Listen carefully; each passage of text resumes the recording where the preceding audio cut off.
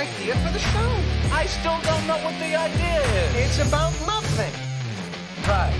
Everybody's doing something. We'll do nothing. They say, what's your show about? I say nothing. There you go. I think you may have something here.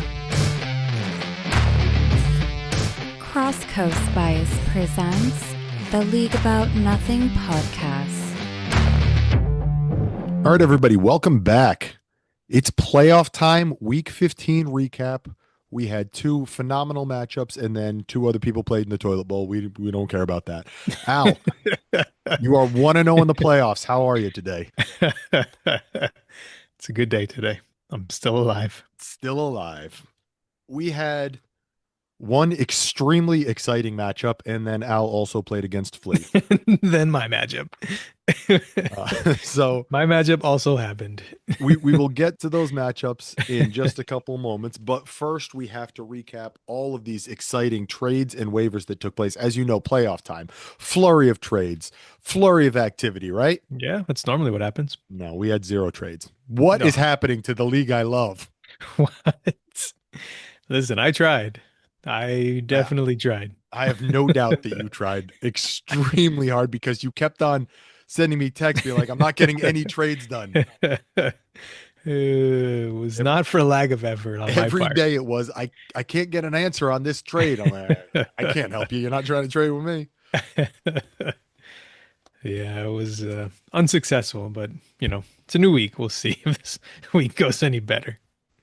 So we're gonna go. Here's the waiver section right here. There were 7 waiver claims on our normal waiver run, including a $20 claim on Brett Rippon, which obviously ended up not mattering because Phillip Rivers is a thing. Normally I'd skip right over the other 6, but one of them actually made a lineup.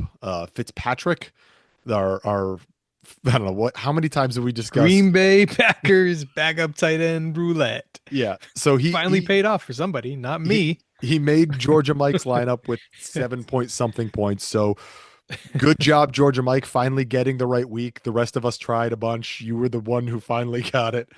Other than that, the waiver claims were completely useless for pretty much all of us. So we'll skim right over that. Sound and fury signifying nothing. Normally we would get to the matchups at this point. However, we're going to do things slightly differently this week. We're going to revert to a former format, and we're going to do the injuries right now because we're not discussing all the matchups, and some of the injured players were on teams that didn't have matchups this week. Yeah, like your team. Like my team. My team took a beating this week. Love that for me. It was a rough bye week. So that, yeah, rough bye week. Let's start at the top here. Patrick Mahomes tore his ACL. That sucks. ACL and LCL. And LCL, yeah, excuse me. So he's done for the year, obviously. You just told me about 30 seconds ago that he already had the surgery. Oh, yeah, he didn't waste any time. It was like the next day he was under the knife already. I was frankly shocked by this news because 1, I hadn't seen an alert about it, and 2, they normally wait at least a little bit of time for the swelling to go down in the knee before they do these surgeries. But I guess either that wasn't an issue or they managed to work around it or whatever. But hey, surgery's done. He's on his way to recovery. You got to figure Patrick Mahomes is going to have the best possible care, the best possible support team. I mean, this guy is worth billions of dollars to his franchise and the NFL, and he's a very important player. So I don't know about the best. I visited my 101-year-old grandmother in the home today because she fell and broke her leg last week. And she had like 4 nurses and doctors around her when I was there. So, she got Mahomes has that to compete with. Right. Well, anyway, so good luck to Mahomes. Terrible luck for my team. I hate it. I wish it never happened. Bam Knight on your team hurt his ankle in the first quarter, left. I believe he was carted off, didn't return to the game. Yeah, he's already been placed on IR. His season is over. Yeah. Tough luck for Bam. So much for my running back too. Not was he really your? He wasn't your running back too. Come on. He has been since I traded for him. He's been in my lineup every week. Oh man, I need running backs. Please, your someone trade with me. your running back situation this week was not great. I think your two running backs combined for under 20 points. So I understand. We'll get to that matchup, but spoiler alert: Isaiah Davis, the Jets' backup running back, was my running back one on the week. It's not I great. think that's the second time that's happened that he's been Not one of your better running backs. not great. All right. Woody Marks also left the game second quarter. Ankle injury, did not return. According to the coaching staff, he could have returned if he needed to, but the game was not particularly close, and I guess they didn't want him to. Yeah, they were already down Nick Chubb, who was out with a rib injury, so they apparently didn't want to risk any long-term damage to Marks. I think this is what the third game in a row he's left with Right. injury. He's been in and out of the medical tent every game for the last month. So maybe they need to protect him from himself at some point. They're in a stretch of games that they need to win, so I'm going to assume they just were playing it cautious in a game that they had in hand. Right. Yeah, because the next game is the most important game. Right. And then the game after that is the most important game. So Exactly. they need him for this stretch run if they want to make the playoffs. Listen, my team needs him too. You're talking about running back twos out there. Right. He's been almost as good as Ashton Genty for me. So things aren't going great in the running back room. Or they're not going great for Ashton Genty. Well, a little bit of both. Little column A. All right. Also getting hurt, Bashal Tootin hurt his finger, left the game, didn't return. I didn't see any update on this, but if it's a finger, I'd imagine that he'll probably be able to play. No, he's had surgery there. He said he's out for the rest of the regular season. Oh, Potential to return in the playoffs, but right. yeah, he's out at least through the end of the season after surgery. You still have Allen on your roster? I do. Welcome to go. the running back two spot, LaQuint Allen. There you go. All right. Hey, listen, this is great news for Georgia Mike. Unfortunately, ill-timed. Right. Yeah. Well, we'll get to his matchup. ETN certainly Yeah. took advantage of Tootin not being there for the whole game. All right. Also injured at the running back position, RJ Harvey hurt his ribs. I have not. I meant to look up more about this. I don't know anything else other than he hurt his ribs and left the game. Yeah, it was really late in the game. He didn't come back, obviously, but we don't know if it was bruise or if it was a fracture. It could be a point of pain tolerance going Right. forward. If it's a fracture, yeah, that's it's going to be a little tougher to play through. We saw Chubb miss with a rib injury last week. We'll see what they do. Yeah. I know the Broncos made a waiver claim yesterday. They picked up Corey Schrader from the Texans, so could signal that they need some running back depth, or they could just be getting out in front of it. That could also signal that Chubb will be back if the Texans are waiving running backs. Right. Devin Neal hurt his hamstring, left the game, didn't return for New Orleans. This is another one. I haven't seen an update on it. I mean, he's been battling lower body injuries since Kamara's been out every week. It seems like he's on the injury report with something, hamstrings and calves. And this one finally couldn't come back into the game. So we saw a bunch of Evan Hull and Audric Estime. And I think we may see that going forward. I'm guessing if the hamstring is bad enough to keep him out of this game, he's probably going to miss at least a week. That offense has actually looked somewhat competent under your boy Shuck. Yeah, shockingly, they've they've been a competitive team down the stretch here, which unexpected. All right, we got Javonte Williams, shoulder injury. He left the game, came back in, left the game, came back in. Yeah, I think he's probably going to be okay going forward, considering he came back in multiple times and was still handling a pretty hefty workload. He played a very reduced snap share, but every time he was in there, he was getting the ball. So no, he's their by far best option at the running back position right now. So it's not a shock that they'll use him when he's available.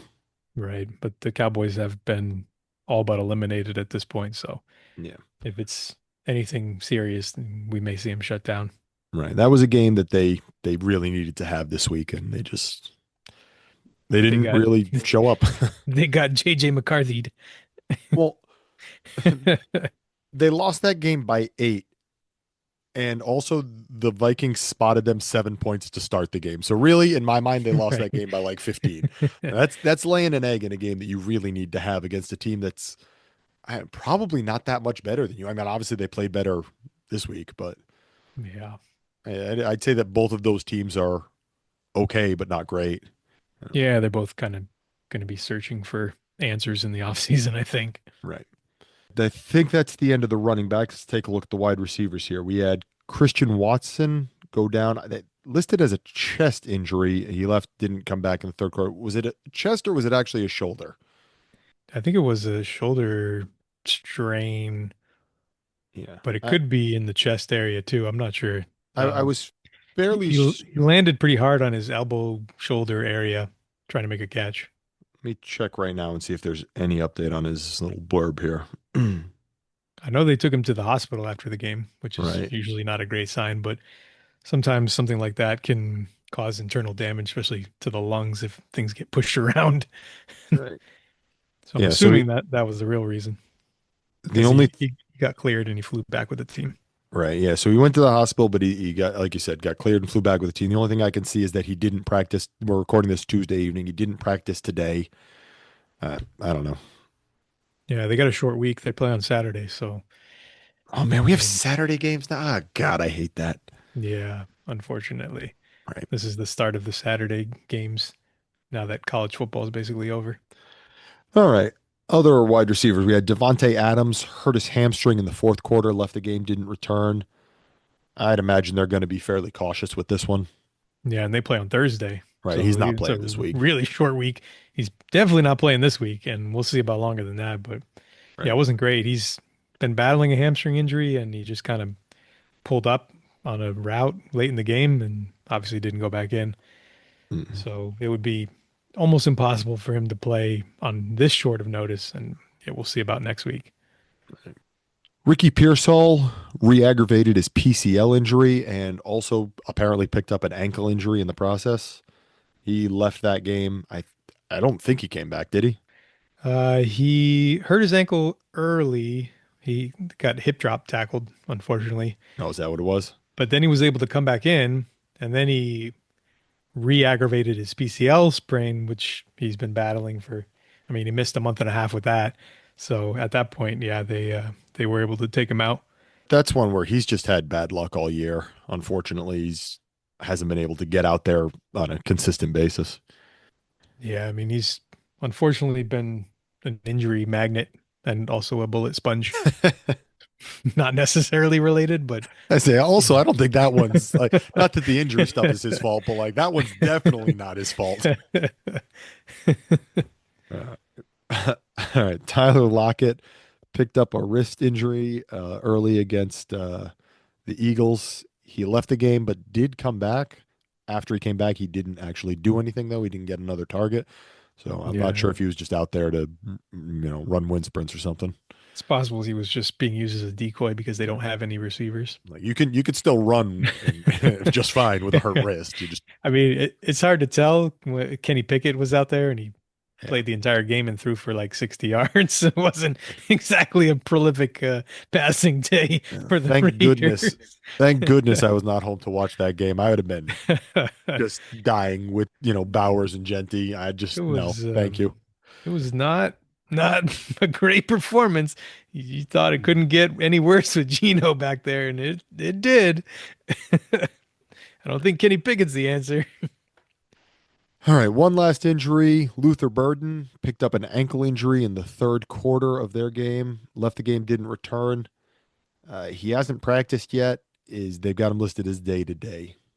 Yeah, this was a bummer because he was again the best receiver on the field for Chicago, He and looked good. again he just wasn't able to really compile because now it was an ankle injury.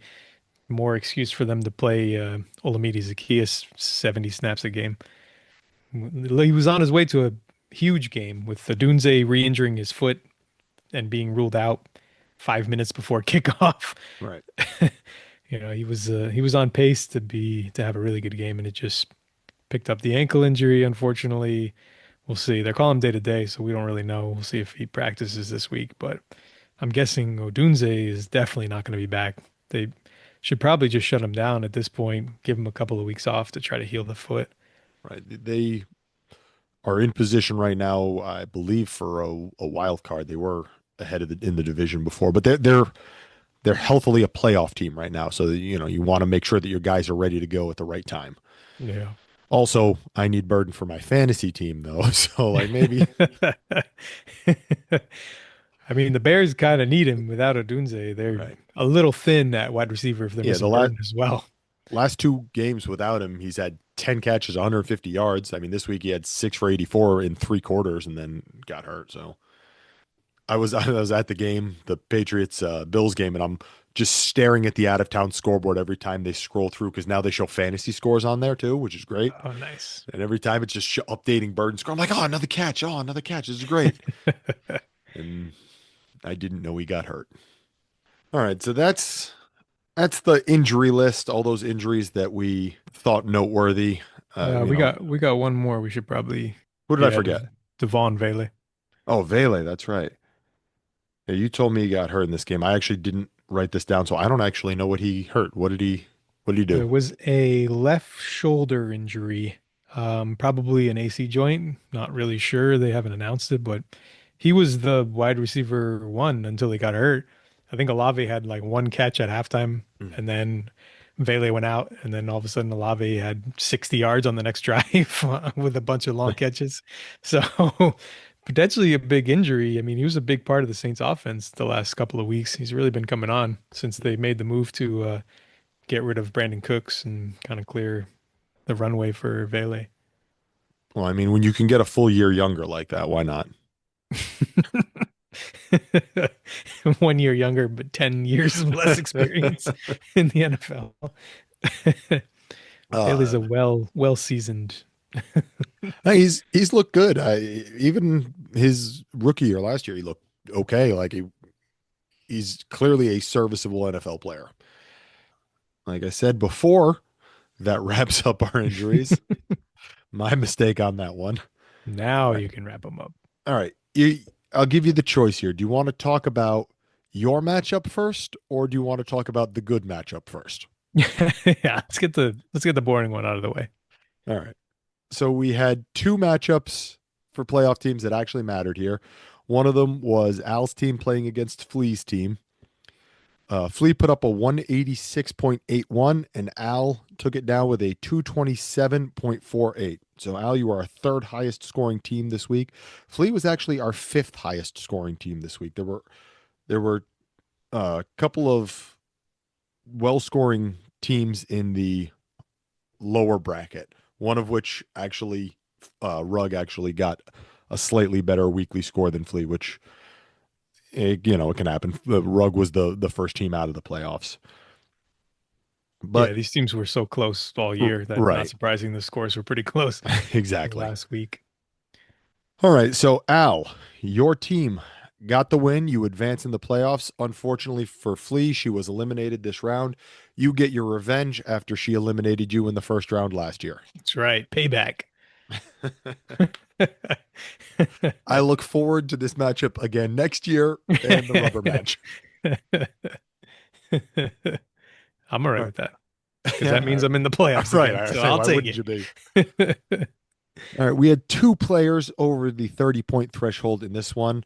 For Flea's team, I'm sure we've all heard this a million times. Bijan Robinson with a 33-point day. And Oh on your man, team, he's so Dallas, good. huh? I said Bijan's so good. He is. With that Thursday game, it was painful to watch because he was getting the ball on every play. Every Either they play. were handing it to him or throwing it to him on every play. Well, He almost went over 100 yards rushing and receiving. not quite every play because there was another guy who did a bit of work in that game. Yeah, well, we'll talk about him in the next All matchup.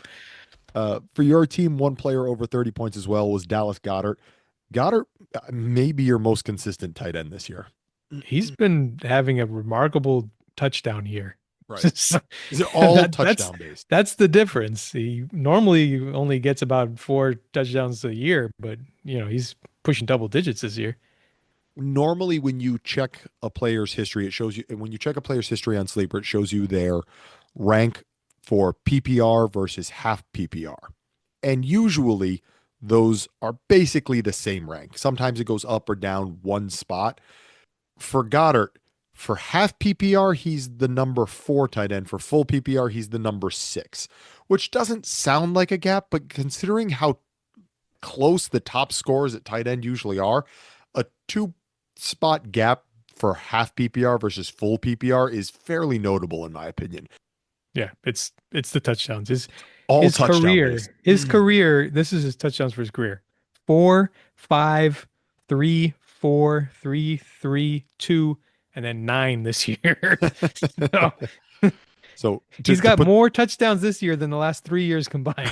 right, I was just about to say it. No. I He's mean, I'll got take it. Hopefully he does it for 2 more weeks. it's going well for him. And normally you see him do well when one of the receivers is injured there, and they've both played pretty much all year. Yeah, and the passing offense has been awful all year, but Right, that too. somehow not forgotten. He's become a red zone weapon for the first time in his career. Not a short career either.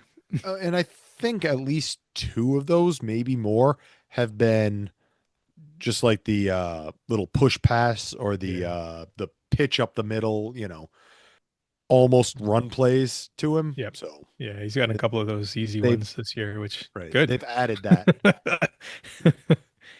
We'll take it. Right. Okay, other players over 20 points. In this one for Flea's roster, it was just one. We had Matthew Stafford with a 21-point day. Interesting to note, however, that every single player in Flea's lineup was double-digit scores. So even though we only had 2 guys over that 20-point threshold, that's how she, I would say, like got over the median essentially. I thought she had to put up, 186 isn't a great score, but it's not not like a disaster score either. So it was a Yeah, decent day for her team, just no big boom scores that she really needed. Right. She had everybody in that kind of 10 to 20 range, Yeah. which is a problem if you don't have anyone in the, 30, 40, 50 point range. Exactly. Like some of these other matchups. Yeah, we'll get to the other matchup. Hold your horses. The great thing for Flea's team is that she got 23.45 points out of the 2 tight ends. That is probably better than she's done 90% of the time this year. Finally. She had a 13-point day and a 10-point day. You can't ask for much more than that given the state of her tight end room coming into the playoffs. Yeah, she made the trade for Musgrave weeks ago, and Right. this is the first time it's actually paid off and gotten into the lineup in a Yeah. significant way. Yeah, It wasn't a huge game, but it's a lot better than what he's been doing. Yeah, 4 for 52, 13.2 points. You'll take that. I mean, Yep. I'm pretty sure most people would take that as a tight end score. Yep. All right, let's take a look at your side of this matchup. You had a couple of other players over that 20-point threshold as well. You had Jared Goff with a 28, Chris Olave with a 24, and CeeDee Lamb with a 21. Solid day. Again, everybody else in your lineup as well over that 15-point threshold, except for your 2 running backs. My 2 running backs. The rest of the lineup had to make up for my terrible running back room. You mentioned Davis was your top running back. He was at 14. This is your running back 2 was Jahmyr Gibbs. He only put up 10 points. That's not going to happen very often. You survived that game. He'll reward you going forward. I guarantee it. He's getting in the lineup every week, even if he doesn't score any points. So right. let's hope he scores more going forward because I'm he's locked sure in there. He will. He's locked in there no matter what. So a solid day for your lineup, 227. It's around what we've seen your team do quite often. Wasn't a great week, wasn't a terrible week, but it gets you the win, gets you into the next round. Yep. That's all that matters. Yeah. All right. Any other thoughts on your matchup here before we go and talk about, some fun stuff? No, let's talk about the good matchup now. All right. We had one other playoff matchup here between Big and Georgia Mike. Big seems to have this incredible ability to pull a 300-point game out of his ass in the playoffs when his opponent is putting up their season high. So Georgia Mike in this one put up 283.58 points, and he lost by almost 20 because Big put up a 302.65. That's the 6th highest score in league history, and he did it in a week where he really needed it. Yeah, we're just picking up where we left off the end of last year. when Big put up 300 to win the last playoff matchup of the year last year against another historic score. This was, I mean, talk about a heavyweight fight. Poor Georgia Mike, his first foray into the playoffs. I said it last week, and I said he finally makes the playoffs, and his reward is having to play Big's team. I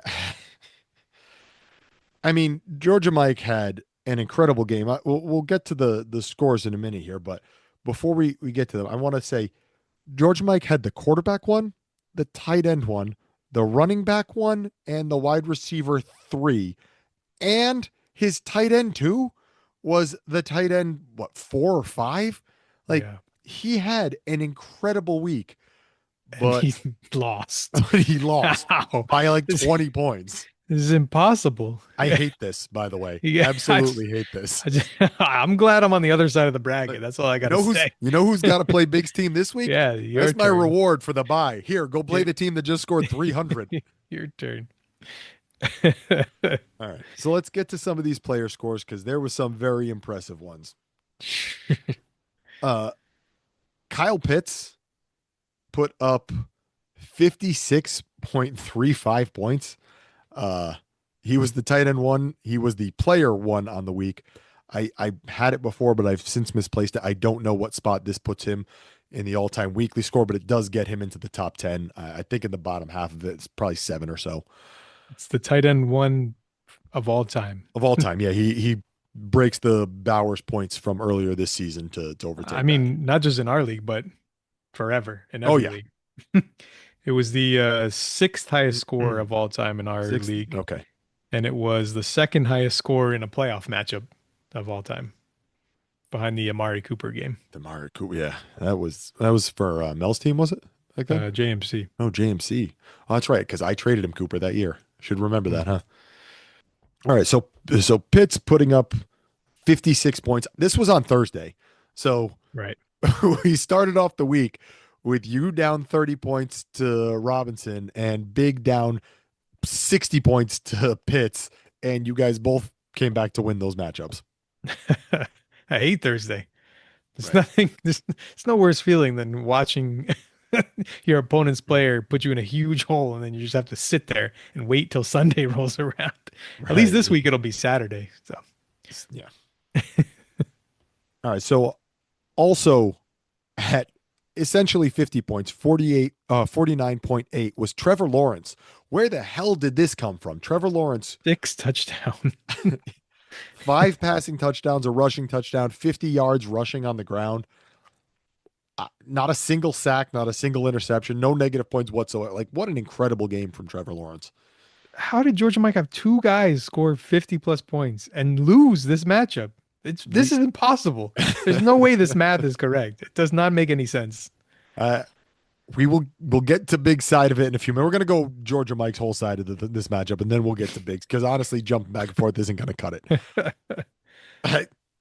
To pair with Trevor Lawrence there, the quarterback running back stack here, ETN had 12 carries for 32 yards, but that didn't matter because he caught 3 passes for 73 yards and 3 touchdowns Right. and put up 32 points. The quarterback running back stack works when you're throwing the running back 3 touchdowns. Right. This On is top of just this, a bonanza. on top of the 50-point game, the 56-point game, and the 32-point game, there were 2 other players on Georgia Mike's roster at that 30-point range. Jamison Williams had 31, and Colby Parkinson had 30. What is happening this week? How? That's so many points. How? I don't understand. All these big point scores in Georgia Mike's lineup, and he had some middling ones as well. Like Chase Brown had an 18-point day, solid. Bill Merritt had 16 points. Caleb Williams had 19. The downfall for Georgia Mike was the very back end of his roster. Yeah. He had Michael Pittman, Bucky Irving, Kate Stover, and Jonathan Fitzpatrick all in his lineup in single digits. Right. This is basically the reason he lost. If he gets, I don't know, 12-point days out of those guys, that's a win. Yeah. I mean, he scored 283 points with four players in the lineup in single digits. Incredible Just- boom performances, just elevating the entire roster. But That's a the third of his lineup that was in right, single yeah, digits.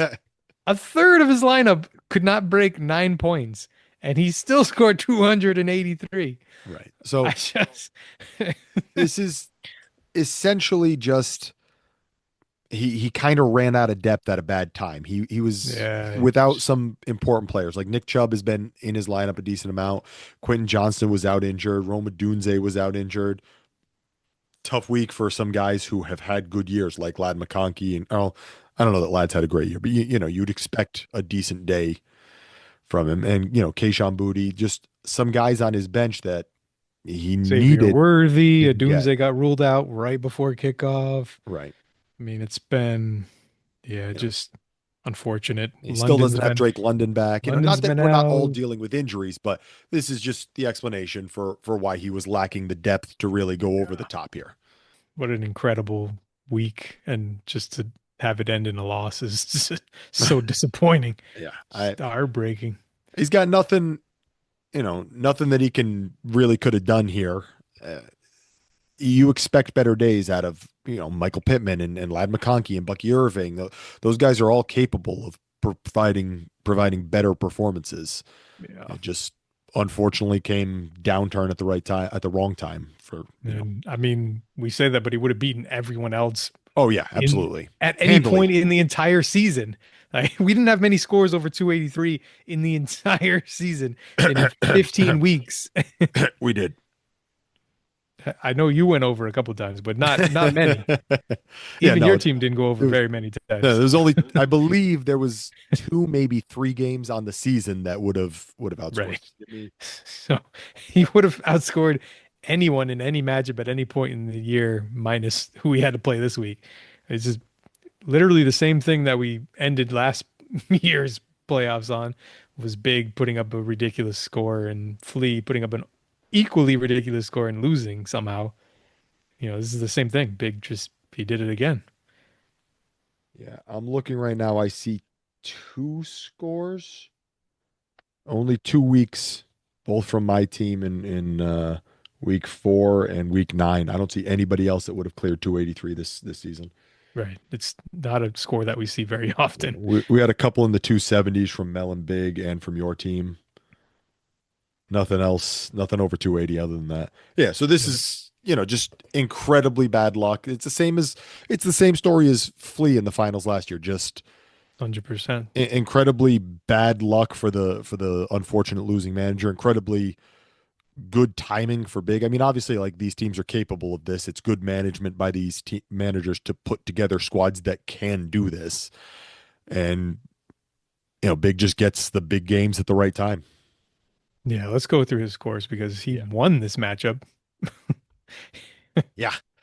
So let's start at the top. We had a 49.4 day out of Trey McBride because why not? I guess, Wilson took the last couple. It was McBride's turn now to get the entire passing volume. Just completely canceled out Pitts' 50 plus points by getting almost 50 from his own side end. Right. Well, just wash that out. And let's talk about George Kittle with a 31-point day to match, even go slightly ahead of Parkinson's 30-point day. Yep. So the tight end position, how do you like this? You start off with Kyle Pitts on a Thursday night scoring 56 and then get 30 out of Colby Parkinson, and you still only outscore your opponent's tight ends by like 5 points. Incredible. So McBride and Kittle, absolutely incredible. And then those are the only 2 that Big had over the 30-point threshold. However, Big had a lot of guys between 20 and 30 points where George and Mike had literally none. Yeah. It was just a have and have not on the back end of it here. So players over 20 points for Big's lineup. Tyrone Tracy with a 26, Devon Achane with a 21. We got Nico Collins with a 25, Mike Evans with a 24, Cortland Sutton with a 28, and JJ McCarthy with a 26. And Brock Purdy with 29. Did I skip? I did skip that. I'm sorry. Brock Purdy with 29. Oh, I had it scribbled into the margin here. That sounds like a lot of players. Yeah, that's 7 players between 20 and 30 points, and most of them were closer to 30 than 20. That's more than half of his lineup was over between 20 and 30 points. Only 3 players didn't make it to that 20-point threshold. We had Jamison Williams at 17, Christian McCaffrey at 16, and Chigga in there with an 11. I think you mean Javonte Williams, not Jameson Williams. Yeah, I did mean Javante. But, you can't blame me. JMO's in this matchup.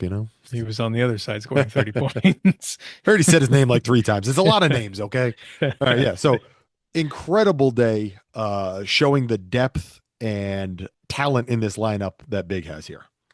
Right. This is how he won last year. He did this. Just bludgeon people with ceiling and depth. I mean, it's difficult to match this kind Right. of Yeah, upside. Their teams just you don't have this many players that can go off for 20 to 30 points. Teams, we've seen it all year. You get 1 or 2 guys like that every week. That's a pretty good week. Absolutely. If you get 10 of them in your 12 lineup spots, how are you supposed to beat that? I mean, good luck. It's not a lot you could do. Georgia Mike put up 283 points. 2 guys over 50, and he didn't get close. It's got to be frustrating. You'll find out this week. You got to Right, hope that he used up all his points this week. I sure hope he did, because there's not a single one of these guys, even McBride, that you look at and say like, oh yeah, he's not going to do that again. Like any of these guys could easily repeat this performance next week. McBride, Right, well, McBride is 50, but he's the number 1 scoring player in our format on the season. right. Like if anyone it can be expected to do this again, well, it would be him. Exactly. He is the number 1 player in our scoring. Yeah. Incredible matchup. It was great to watch. I was trying to keep track of the scores as we were going, and I have this notebook where I have just line after line through like each spot, and I was tracking it as we were going, trying to see who's going to win. I looked at Georgia Mike scores. I'm like, oh, he's going to win easy. And then I did big scores. I'm like, oh, maybe not. Right. Yeah. I tried, but my calculator caught on fire. So it's just. It was still technically in doubt going into Monday night, where Big, I think, was down 3 points or something like that, but he had only needed like a 7-point score to get into his lineup or something. And Georgia Mike only had 1 player left, and it was Malik Washington, who is not exactly a fantasy superstar. Right. Average depth of target, -1 yard. Right. So it did technically come down to the wire, but also I don't know how worried Big was going down to that wire. Yeah, HN dropped 20 plus points, so that was the end of that pretty quickly. Yeah. Okay. Any final thoughts on this? Incredible matchup. This would have been, obviously, if we didn't say this before, our highest scoring matchup of the year, and including our highest scoring hypothetical matchup of the year. Right. There's no more hypothetical. This was the highest scoring matchup. You don't need any hypothetical scores from other weeks to combine them. This was it. This was the most points we've seen all year. Yeah, this was the most we've seen since the finals of last year, which which was more points than this, but not by a whole hell of a lot. Yeah, just incredible. Yep, I'm exhausted. All right. So those were the 2 playoff matchups. We now move to the second round of playoffs. Our matchups in this coming week feature my team playing against Big's team, and Al, your team playing against Mel's team. Yep, the top seeds advance, so we get 1 versus 4 and 2 versus 3.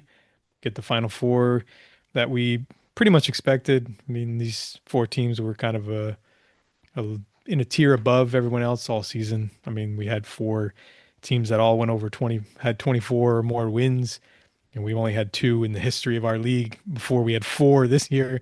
So it was pretty clear separation.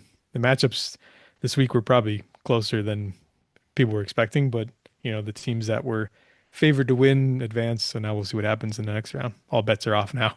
Yeah. These are four very good, evenly matched teams left. Yeah. So I pulled up the Dynasty Daddy calculating here. Obviously, the percentage chance to make the playoffs, we're in the playoffs. But right now, the percentage chance to make the finals, it is 52-48 in both matchups, favoring the bye week teams, my team and Mel's team. But 58-42 is like, that's a rounding error right there. Like that's, and then the win the finals is all between 23 and 27%. There is literally no separation between these teams. There's Yeah, these are going to be coin flip matchups right. on paper. I mean, they may not play out that way because we Yeah. can see teams just have ceiling weeks above and beyond. Right. I But didn't calculate out Mel's score this week, but if I had played a matchup this week, my score would have been in the low 200s, like the 210 range. So it's a dang good thing I didn't actually picked have to play one of these. picked a good week to have your worst week of the season Right. on bye because it didn't matter. But yeah, it's a whole new week now this week. Everything that happened last week is gone. You don't get to carry over any of your extra points. So all the scores back to zero. And yeah, we'll see what happens. All right. Let's take a very, very brief foray into the, I don't know, what do we call the lower bracket? We call it the toilet bowl. Toilet bowl. All right, let's go. Toilet bowl breakdown. All right, we had two matchups this week, and in case you don't remember, in the toilet bowl, the losing team advances. So, not shockingly, Rug, who was the I get top bottom, say however you want to say, he was the best team in the toilet bowl. Won his matchup with a 199.57 over Flinch, who put up a 162. And in the other matchup, it was JMC with a 184 defeating Criddle, who put up a 132. So Flinch and Criddle move on to the next round. JMC and Rug get to be eliminated from the toilet bowl contention. Yeah, it seems like those two teams are a lot closer to being on the other side of the on the real side of the playoffs Yeah. than these bottom four teams that are left. Yep. Even JMC's team, he hasn't had a lot of wins this year, but we've seen some good moments from his team where he has kind of separated himself from the real dregs of the league. Yeah, And this was another pretty good week for him. he'll be in the mix for the fringe of the playoff mix next year if he makes no moves. Now, if he makes some moves and improves the team, obviously he could jump up. But as Yeah, it is right now, he he'll put up be about the same amount of points as Flea did, and right. Yeah, he was 2 points off of Flea's pace this week, and what was it? 15 off of Rug's pace this week, and frankly, like 20 points off of my pace this week. So let's not talk about that. But Henderson had 30 points this week. AD Mitchell has been doing well in New York, had 20 points. Jackson Dart 23. He had some guys in there with decent scores.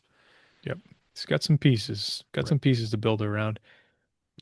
And for Rugg, it was a solid day. Nothing crazy. He had 20 points from May, 24 from Josh Jacobs, Jalen Naylor with 21, much to the delight of all Justin Jefferson owners everywhere, or managers everywhere. I don't want to talk about it. And the second week in a row for Dawson Knox over 20 points. Shout out to him. What a trade. We don't have to go through these matchups bit by bit, but it's nice to see those teams continuing to do well. And Rugg hasn't. A lot of times we see teams get eliminated and they'll look into making some moves, try to get younger, try to get just the balance of their roster. Yeah, add positions that they can address a little bit more easily now that they're eliminated and things like that. He's basically held pat. He hasn't made any moves yet. We haven't had any trades, but he's held pat and hasn't really seen fit to shuffle anything just yet. I'm sure at some point this offseason he will, but he doesn't seem to be doing anything in a reactionary manner. Yeah, his team was so close this year. I mean, he just missed out on the playoffs. And it's not like he had a bunch of old win now pieces. Most of this is guys that he's built through the draft. So it's a pretty young roster still. Not a ton of old rental vets that he needed to move necessarily. Yeah. That's about all we need to talk. Oh, let's preview next week's matchups for that, the toilet bowl there. We have Mr. Good News playing against Criddle and Judd playing against Flinch. Yeah, these are the bottom four teams that deserve to be here in the next round of the toilet bowl. Yeah. Similar to the top four teams in the next round of the actual playoffs. Obviously, this doesn't actually matter. our draft picks are determined by max points for during the regular season. This is literally pointless, but it's interesting to see anyways. You never know. Sometimes teams show stuff at the end of the year, make a run, have a good toilet bowl run, and then end up being playoff teams the next year. No, Build absolutely. off that. Yeah. Well, I mean, a good toilet bowl run is one game and then you're out. Right.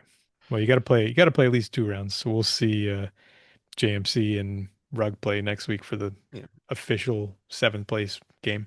Right. Well, we had 2 teams this year. Georgia Mike and my team both were in the toilet bowl last year. 1/3 of the playoff team's turnover. That's not bad. Yep. With a dynasty league, that sort of thing isn't guaranteed like it is in a redraft league. Right. Catch everybody next week, but until then, See you in the league chat.